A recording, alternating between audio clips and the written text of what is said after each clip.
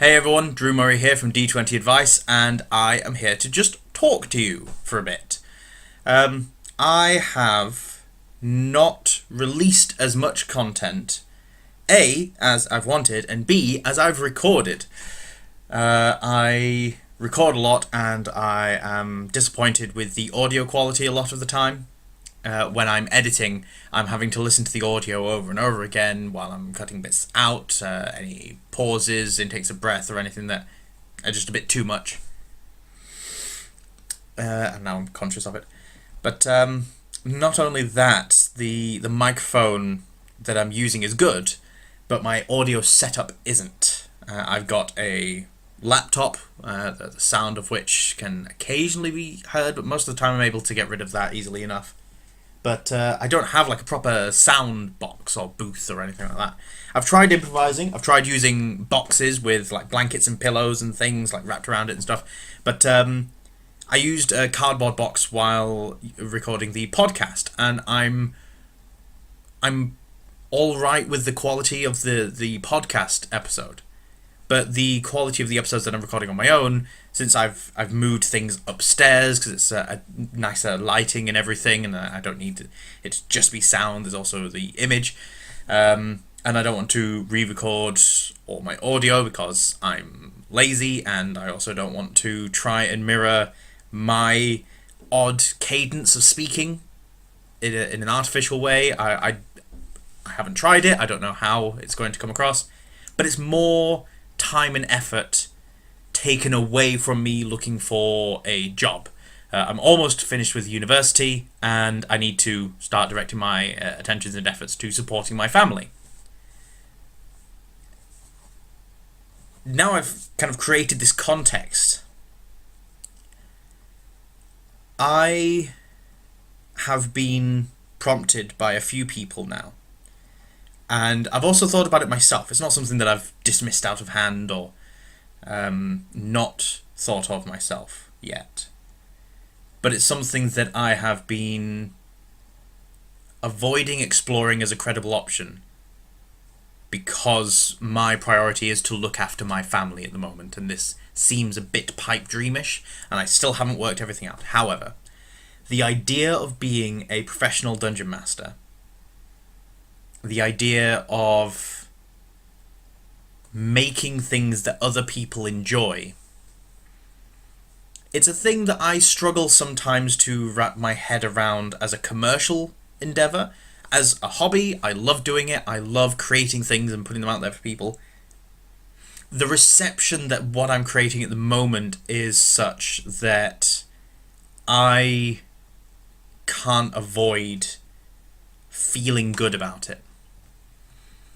And other people are suggesting that I try to make some money from it. And so it's prompting me to again reevaluate what it is that I'm doing with it. What am I doing with D20 Advice? Why did I bother coming up with a name like D20 Advice and a crappy little logo for it if I wasn't going to try and do something with it? Why did I set up a blog when I don't like making blogs? It's not something that I enjoy doing. I enjoy casual writing, I enjoy imaginative writing, but the blog isn't doing what I want to do, it's what I wanted to want to do. I wanted to do things like what I saw elsewhere, and that never suits me at all, doing what other people are doing. And this is the scary thing. I haven't considered anything that I do that's different to be a change of pace at all, because I haven't considered it to have the same weight as things that I consider successful or anything like that. Basically, I'm dancing around the idea that I actually come up with ideas that are good. I come up with methods of abstraction that are enjoyable. I am able, through my various life professions so far, I've managed to amalgamate different ways of analysing given criteria, given input, reinterpreting them and communicating them out in an enjoyable way. I'm not very good at this off-the-cuff stuff, like talking to you guys, because I feel like I'm not quite getting the message across. So that's, again, a problem. Because how can I claim to be good at a form of communication when I feel like right now I'm struggling to communicate? Of course, it's not a universal thing. Communication is not a single skill. There are many types of communication. There's also how someone feels about what they're communicating. So what is effectively being communicated is that I'm unsure, and that I'm not confident in what it is that I'm talking about, and that there are lots of little details that are making up what has made my mind up to make this video in the first place. So without me saying these things, that has been effectively communicated, at least. That I'm not sure, I'm confused, I don't know where this is going. And that's more in the broad sense rather than this video. I have an idea of where this video is going.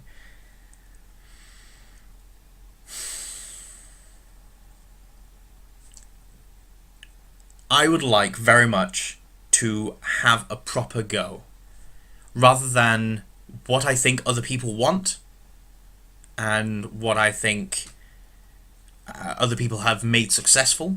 People like Dawnforged Cast and Nerdarchy, Tabletop Terrors.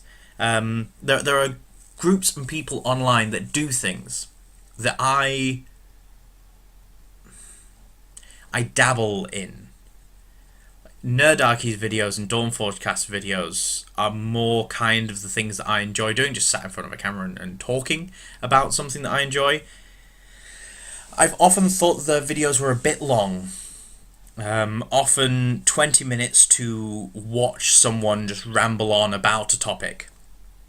It gets a bit tedious. I feel like they're not quite saying the things that I want to hear. I'm not getting the confirmation bias from them, is essentially what it boils down to. I'm not hearing what I want to hear, because I've already thought about these things and analysed them, deconstructed them in much the same way that they have.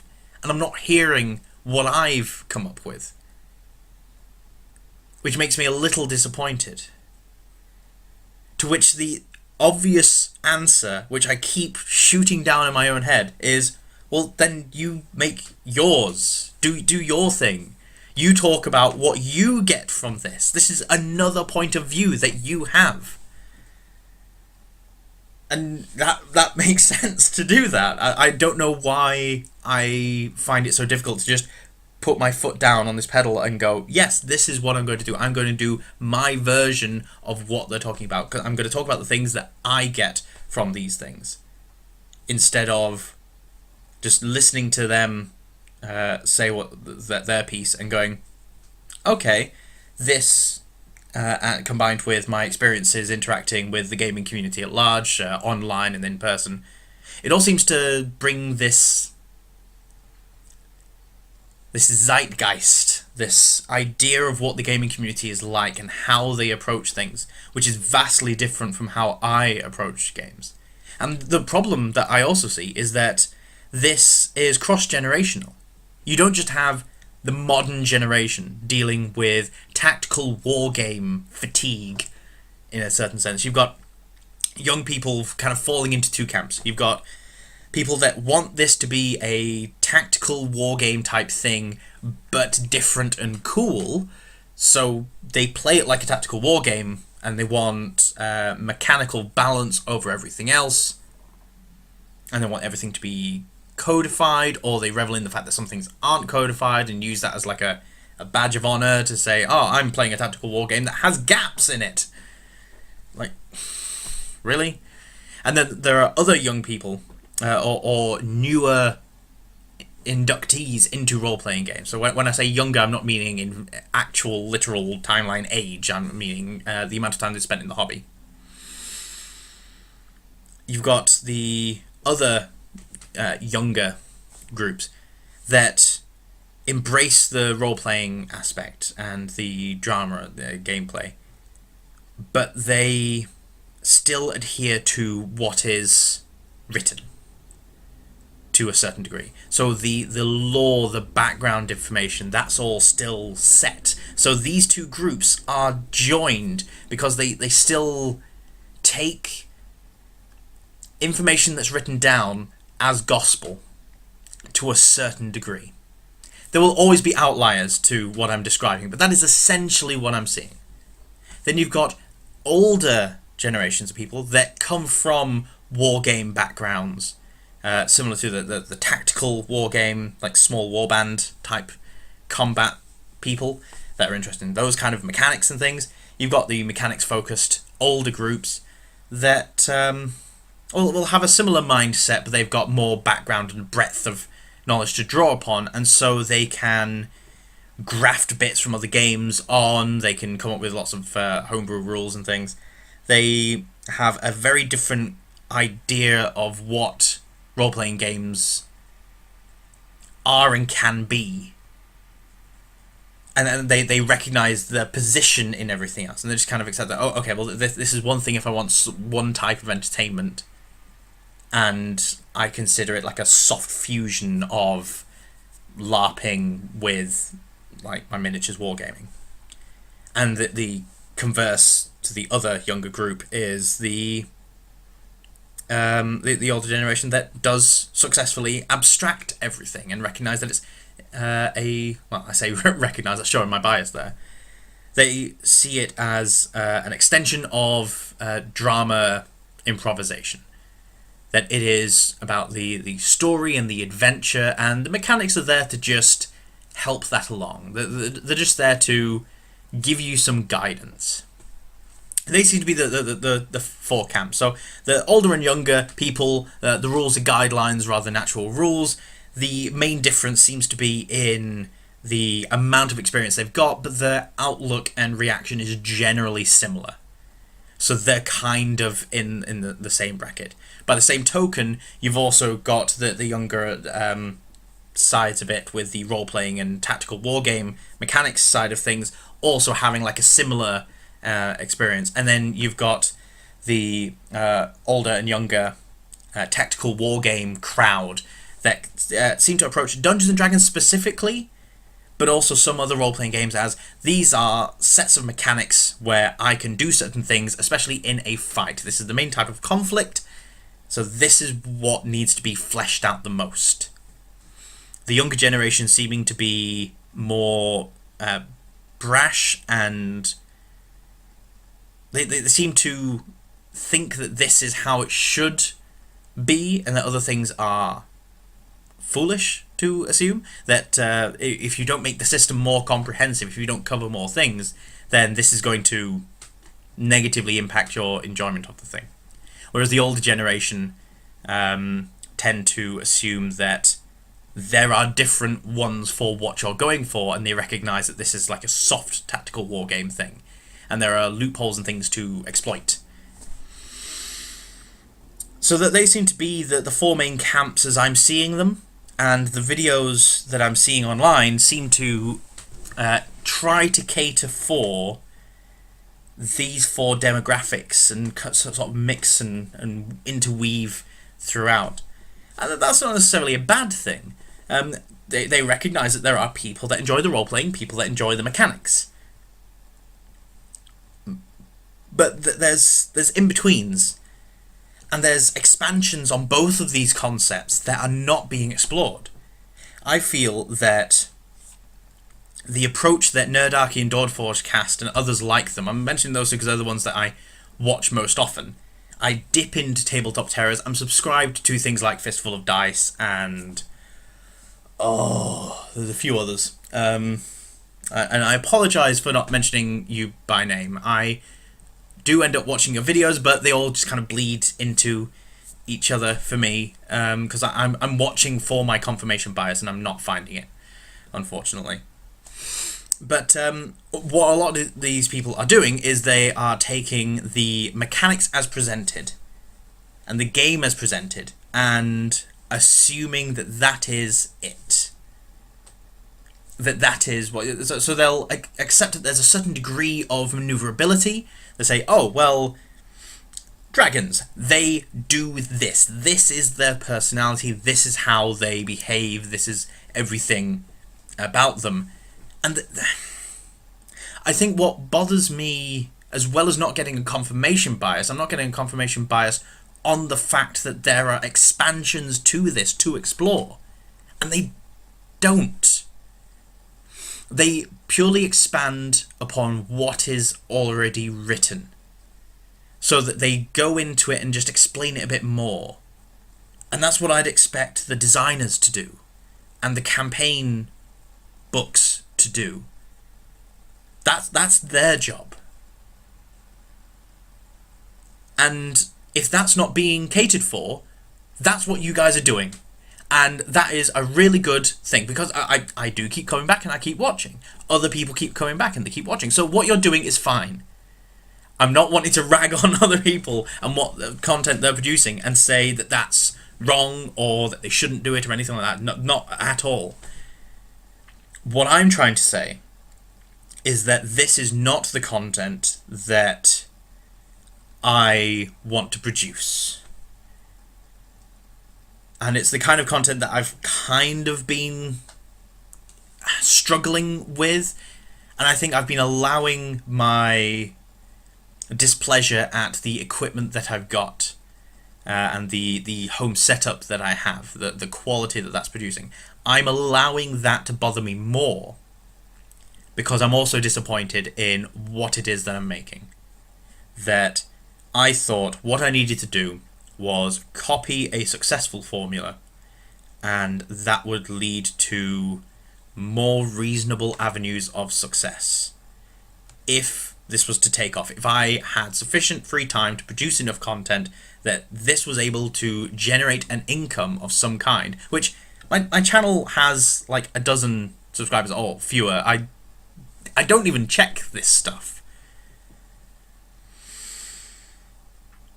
It's not something that I'm able to make a living off anywhere close. I've never made a penny from D20 advice at all. But it was something that I was wanting to build as a brand, that I could start doing this. But I've never felt the love to do it like I have doing videos like this, or doing some of the other videos where I, like the Monster Mash. That where I expand upon an idea and explore concepts that the core rules don't cover explicitly,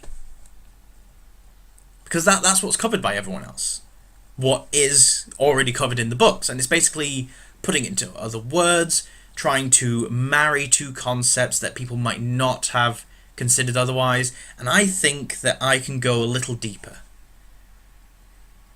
and the few times where I've implemented a deeper understanding, it has produced a very favourable reaction in players of my games. And I'm starting to take that on board. I am essentially taking about 20 minutes to say, I've been a coward. I've not taken up the tasks that I wanted to, and now I am dipping my toe in the water, so to speak. I am going to be producing a few videos after this one, and they will be to do what I want, to see what I can do with this channel. And this isn't going to be my primary focus. This isn't going to be where all my energy goes. I have a son, I have a daughter, I have a wife. I need to find a job to support these people. I need to do other things. I'm also running a play-by-post campaign online at the moment. I am running a Skype campaign with family. I've got the podcast to produce episodes of. So there are a lot of things going on. I'm playing in 2 other games at the moment. One or both of those might be becoming games that I take over again at some point. So there's a lot. On top of needing to go out and find a job, get a proper job. So I'm not going to be stressing over what it is that I'm making. So if you're watching this and you have not been sure what to make of this channel, well done, you're on the same page as me. Also, you're not going to get regular, consistent content in the way that you do elsewhere. You are not going to get GM 911s like Nerdarchy do. You're not going to get an exploration of a single monster, just basically going over the monster manual and how it's historically been implemented in games and things, and how it's just commonly been a thing, like you do with some other videos, which I can't really remember the name of. It really bothers me that I can't remember their name. So I am going to quickly look them up. Who are you? People that I keep forgetting. It's not Encounter Roleplay. I'm just looking at my subscriptions at the moment. Let's have a look at... Who am I subscribed to? A lot of people that don't seem to be uploading a lot of stuff. Dawnforge Cast.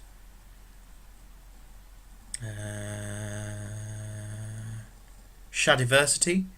See, I'm liking Shadiversity stuff, and it's longer form as well. Nerdarchy again. Nerdarchy.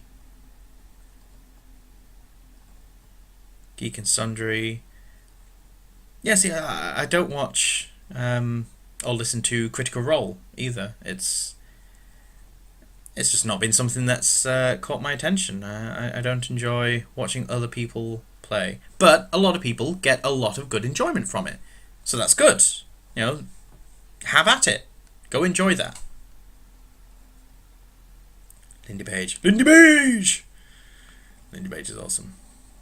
I do like Lindy Page. So yeah, I suppose between Shadiversity and Lindy Page, that's the kind of thing that you could expect if I was to try and find an allegory for what it is that I think my content is going to be like. So not as well informed or based on a single text, but that more kind of, this is my experience of things, and this is what I'm able to think of regarding this. Where are they? Do they really not upload as often as I think? Or am I just subscribed to a whole bunch of tat? I'm surprised. I'm subscribed to a whole bunch of tat. Beyond the Brick. I don't think I've ever watched a single Beyond the Brick episode. It's all about Lego. I'm not that interested in Lego. Like, Lego's fun. It's cool. But, lots of Eurovision. Why am I subscribed to Eurovision? That's ridiculous. Like, I don't think I've ever watched a single Eurovision YouTube video apart from manga from years ago.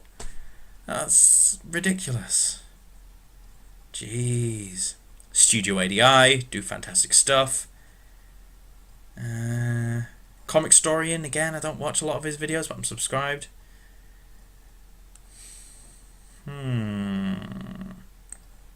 Where are you, gaming channels? There's Dawnforge Cast, Drunkens and Dragons. There's another.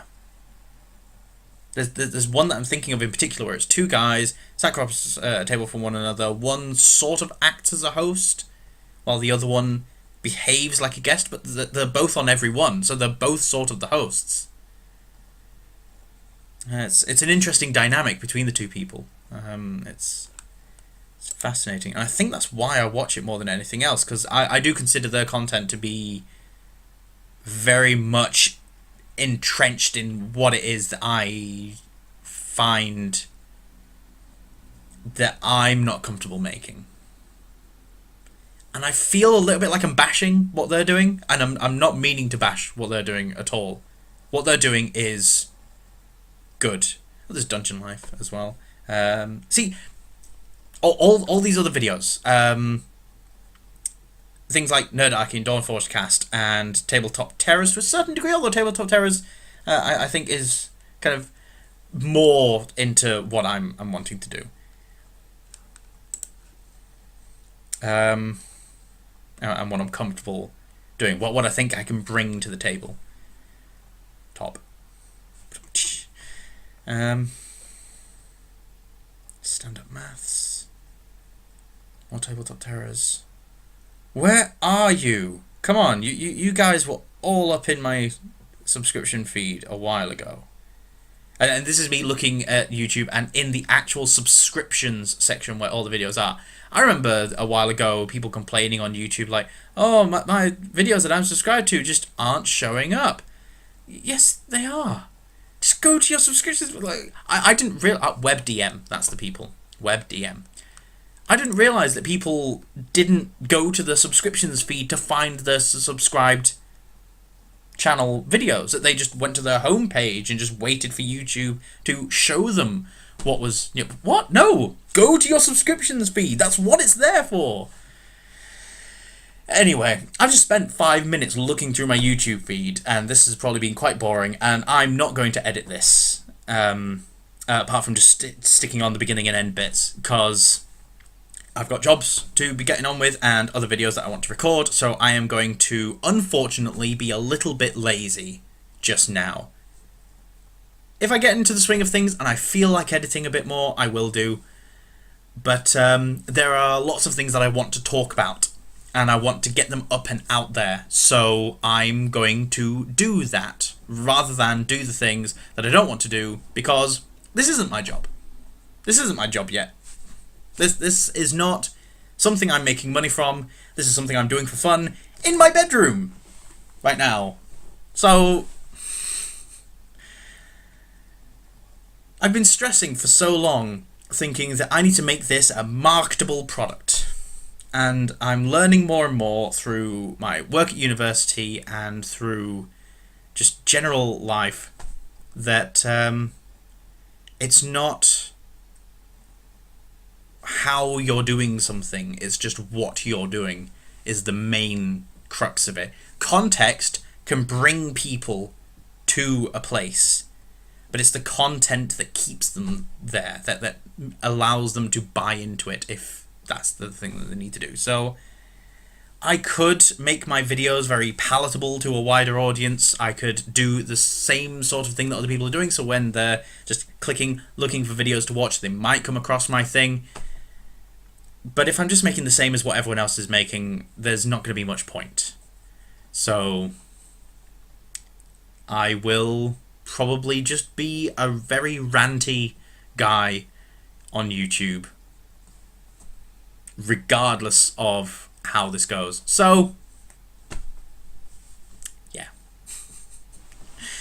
So I apologise if anyone subscribed to my channel going, yeah, this is going to take off, I'm on the ground floor. No, this is just going to be me doing a thing. And I need to get used to that. You need to get used to that. I don't know. Maybe it'll be better this way. But rest assured, any videos that I make, you could just set your phone screen onto a low resolution, not low resolution, low brightness, stick it in your pocket. Or if you've got an app that allows YouTube videos to play in the background while your phone's locked, save your battery life, just stick me in your pocket and I'll just rant in your ear holes. If you're on a computer, just turn the screen off, leave the speakers on, potter about the house doing stuff, because I'm just going to be here talking. It's it's not going to be visually exciting. So yeah, I will speak to you all later.